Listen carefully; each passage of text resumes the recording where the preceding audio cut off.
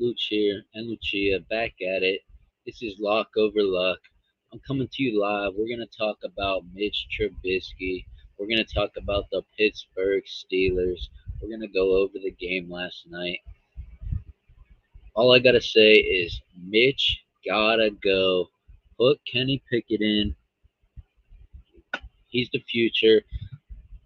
Listen, I don't know why Mike Tomlin, he's doubling down, he's tripling down, he's betting his whole coaching career on Mitch Trubisky. It's not like he's betting it on Kenny Pickett, the rookie.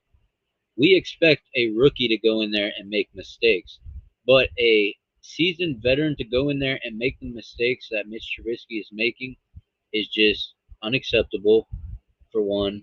For two, he doesn't look like a NFL quarterback. He's ranked 28th right now, and quarterbacks should be off that list, should be number 40, because I know there's backups in the league better than Mitch Trubisky. We have two of them on our team right now on the bench. Now, let's look into the numbers. Let's get into the numbers because I could go on all day. Let's just pull up Mitch Trubisky's stats right here. And let me go here, add this. Let's look at Mitch Trubisky's stats. Mr. Biscuit, Mitch Trubisky, this year, 2022, so far, look right here. He's 1-2, 60% completion percentage. 60%. I would say an average quarterback is 80%. He's at 60%. He's not even an average quarterback in the league. He's below average, should not be on that field, does not deserve to be on that field. There's kids putting in work every day that want to be out there. Kenny Pickett showed what he did at Pitt to get in that position, and Mitch Trubisky is just wasting it, wasting a 2022 season that could be a Super Bowl season, just wasting on this guy, Mitch. Like, we don't know Mitch from a can of paint. Just cut him, send him back home, send him to wherever he's from, Ohio. Get him off the team. Like, his whole career reflects what he's doing this season. He's 63% in his career. He had maybe one or two games that are outliers where he did great, but that's one or two games in his whole career. Mitch Trubisky should not be on that field. How many times do I have to stretch it? Mitch Trubisky is trash. Here's Mitch Trubisky. Trash. Let's look over here because a lot of the arguments are, okay, it's the offensive line. It's the offensive line. He's not able to make the plays. That's bullshit because this offensive line is actually doing above expectations this year. They're playing above my expectations. The offensive line is actually doing good. Mitch is getting a lot of time. More time than Jacoby Brissett was getting back there. Jacoby Brissett was making accurate throws in 2 seconds. Mitch Trubisky gets 5, 6, 7 seconds back there, and he can't make a throw to save his life. When he's throwing downfield more than 20 yards, it looks like he's putting everything he can into it, and he's barely getting it there. Deontay Johnson, wide open downfield. Can't even lead him. Okay, it hit Deontay Johnson's hands. I give Mitch a little bit of credit there. But if he would have led him a little bit further, that would have been an easy catch. That one sick catch Pickens had, that was a bad throw. The wind was helping him yesterday. But the announcers, I don't know why they're sucking his dick too. Every throw that was hitting the ground 5 yards in front of the receivers have to dive for it. They're saying, "Oh, what a throw where only his receiver could catch it." No, that's just a bad throw, and they're making up for it. Mitch Trubisky is garbage. Get him out of there. He's not an NFL quarterback. I hope everybody can see this.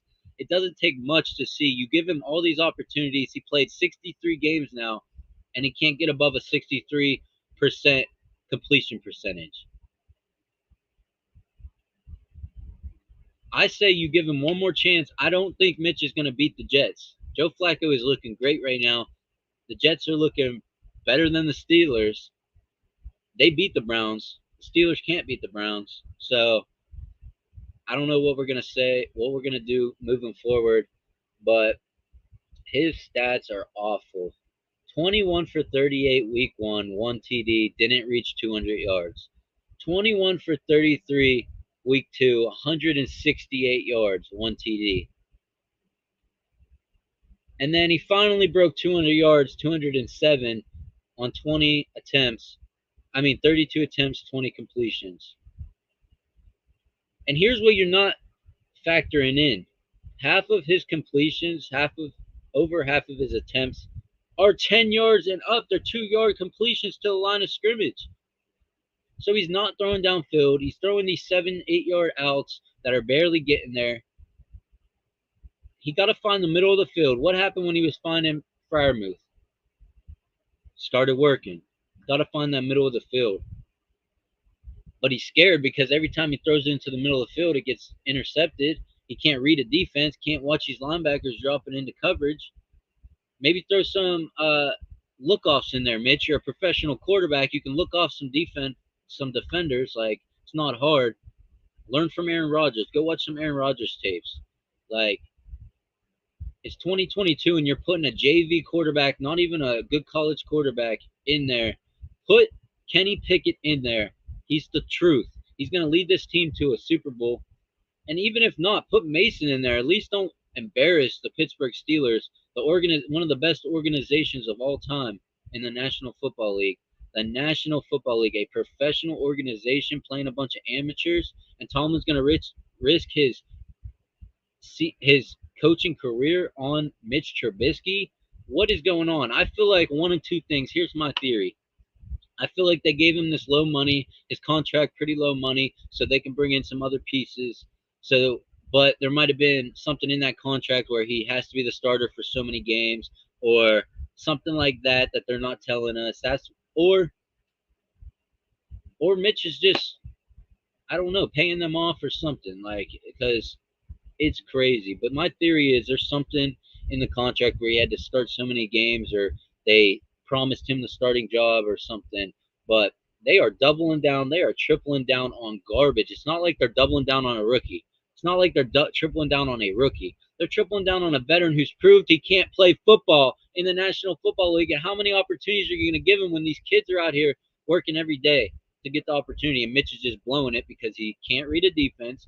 He can't throw under pressure. He can't make good reads in the pocket. He can't throw accurate in the pocket. He can't throw accurate out of the pocket. He can't run it on and throw. Like, he's not a quarterback. Like, his arm, it doesn't look like he has any strength left. He can't throw it more than 20 yards down the field. Can't find the middle of the field. Like, I can go on and on. Now let's look at the whole offensive line. Everyone's making these excuses on the offensive line. Let's go week 1. See if we got anyone in here. We don't got anyone in here, but it's all right. People are going to start coming in. Let's go week 1 here, and then we're going to get into an underdog draft. So go like, comment, share, subscribe right now.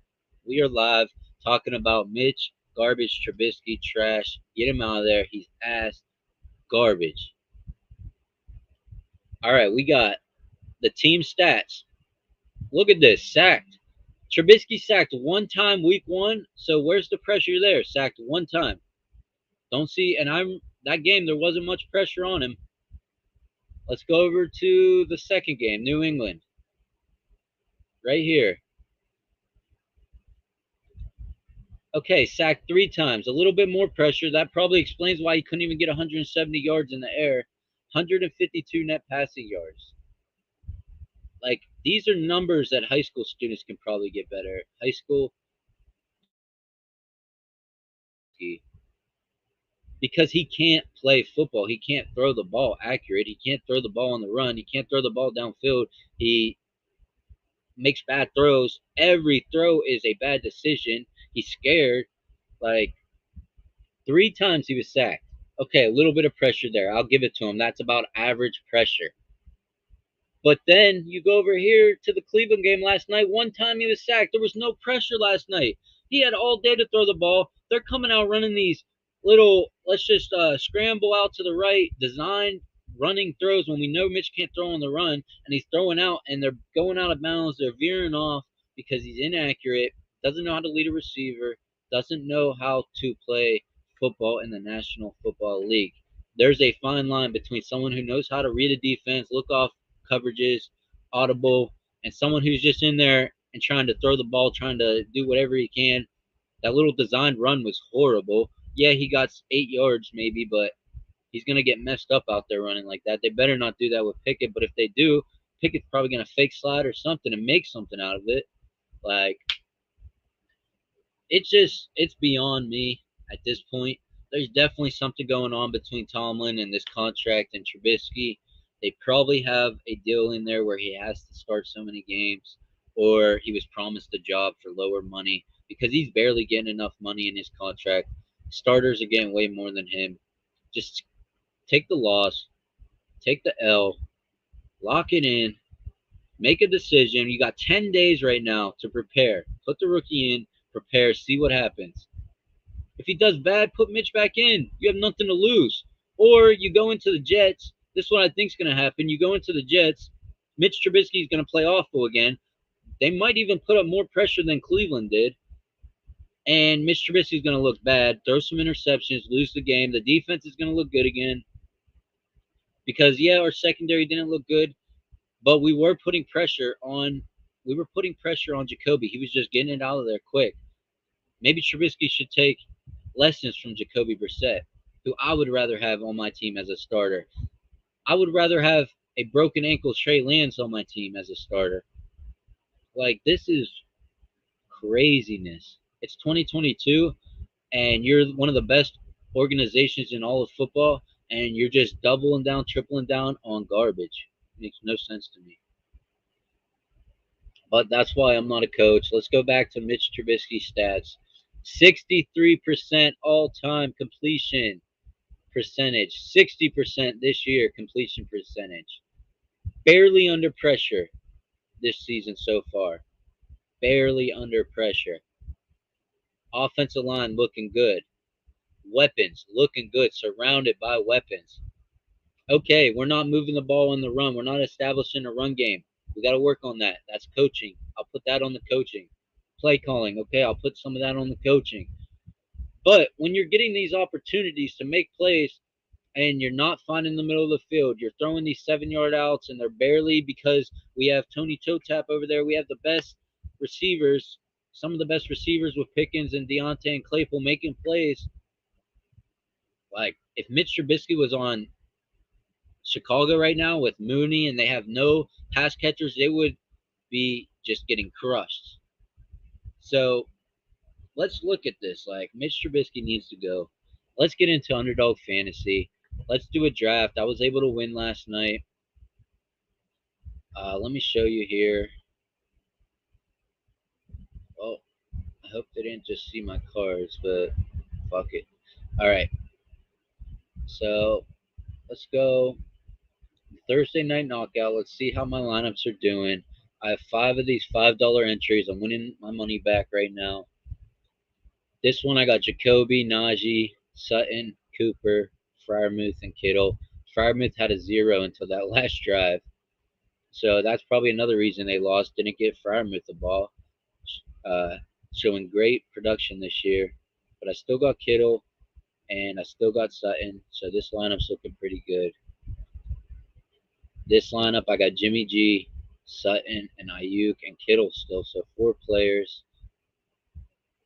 And I had Warren as my running back. Thought he might have got a touch.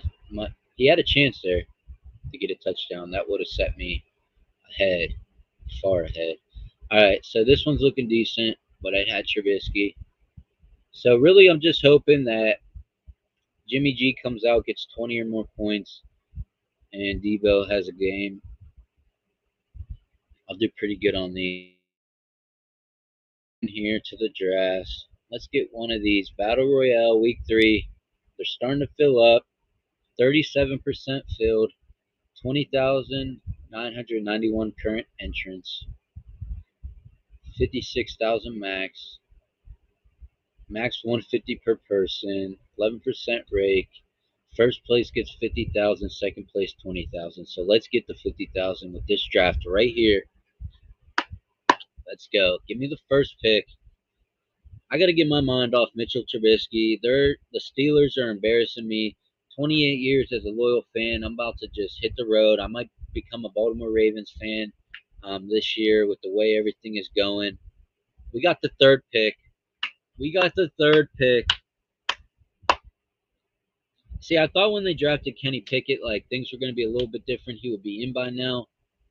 Starting to look good for him because the Steelers' schedule is looking rough. And after the Jets, who aren't looking too bad, they're hanging in these games, except for week one. The Ravens crushed them, but they started a little comeback there at the end. And then they came back and beat the Browns. So I can see the Jets beating the Steelers with Mitch Trubisky at quarterback. Pickett in, no way. So that's why I just don't understand how the coaches don't see this. Maybe they're playing politics, um, some political thing. It's just retarded, though. Sorry for saying that word, but it's stupid. Like, Mitch Trubisky is trash. Like, it doesn't, like, make any sense. Get Trubisky out of there. Put Pickett in. Like, Mitch Trubisky is god awful. Garbage. But let's get into it. I'm on the clock. I'm going Josh Allen. Do I go Josh Allen here or do I go Diggs?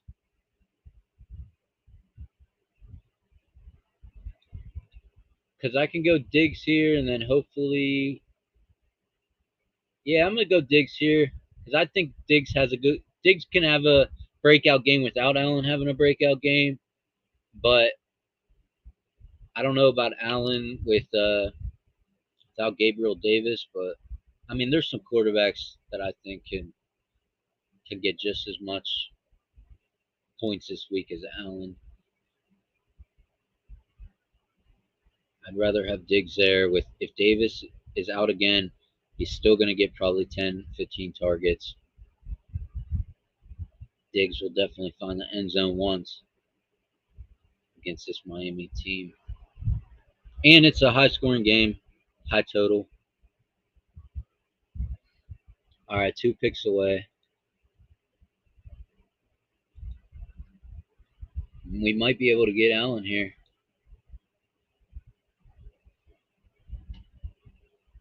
If we get Allen here, I don't want to. Yep, we got Allen. We did it. We did it. We got Allen. Let's see if we can run it back here with Jalen Waddle. Let's go. Let's go. Run it back with Jalen Waddle. Then we'll have a mini stack here. If this game shoots out, we are gonna be sitting pretty at that 30,000, that 50,000, top of the board.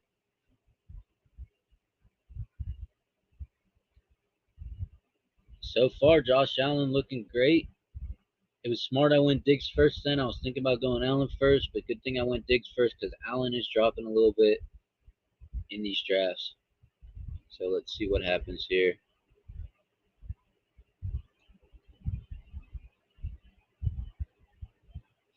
Good thing. No.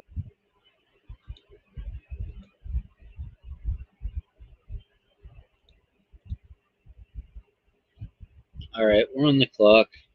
Do we go Drake London? 12 targets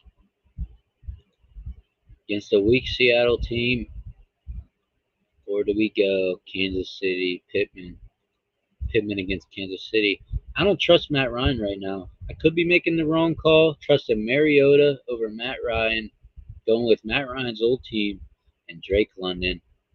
I like it. Drake London breakout week. Let's go. All right. Here, I'm going to show you my exposures. Here's my exposure for the Battle Royale week 3.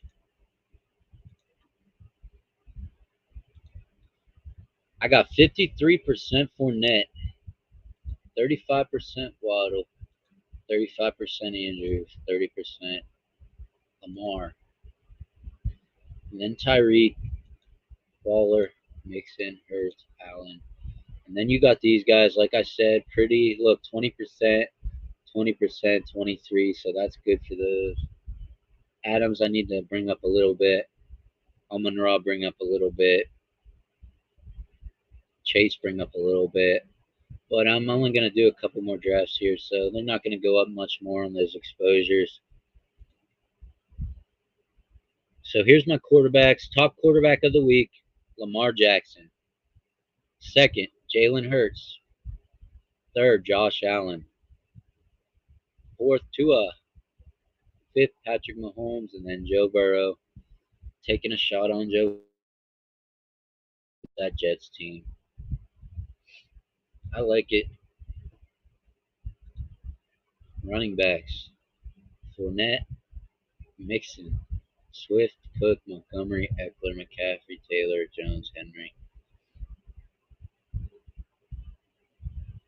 Um, might add a couple more running backs there, but really Fournette, Mixon, Swift, Cook, and Montgomery.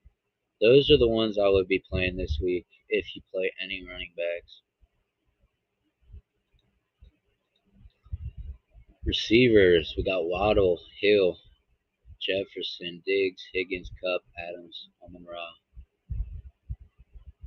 Got a couple flyers down here: AJ Brown, Wilson, Gabe Davis, Juju, Samuel. Might bring this Gabe Davis up now that I found out he's probable, so that should shoot up a little bit more here. And tight ends: Mark Andrews, Waller, Kelsey, Goddard, Pitts, Knox, Higbee, Ertz. So this is where I want like most of my exposure, really these two, maybe these three right here. And it makes sense with where they're at. It's a little harder getting your exposure where you want it because you're drafting. Some of your players get taken before you can grab them. You might get stuck the way you set up the structure of the team. So the exposures aren't going to be perfect, but that's why I like this underdog.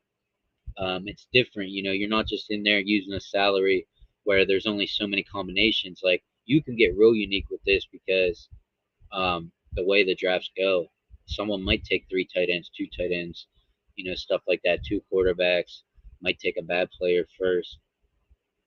Um, so that's why I like this. You can get unique with it. All right, go like, comment, subscribe. Throw the mails up in the comments. This is Lock Over Luck. I'm Luch, and I'm out of here. Stay tuned. Peace. We're going to have all our broadcasts. Go get your Underdog Fantasy link. Go in the Discord so you know when we are going live.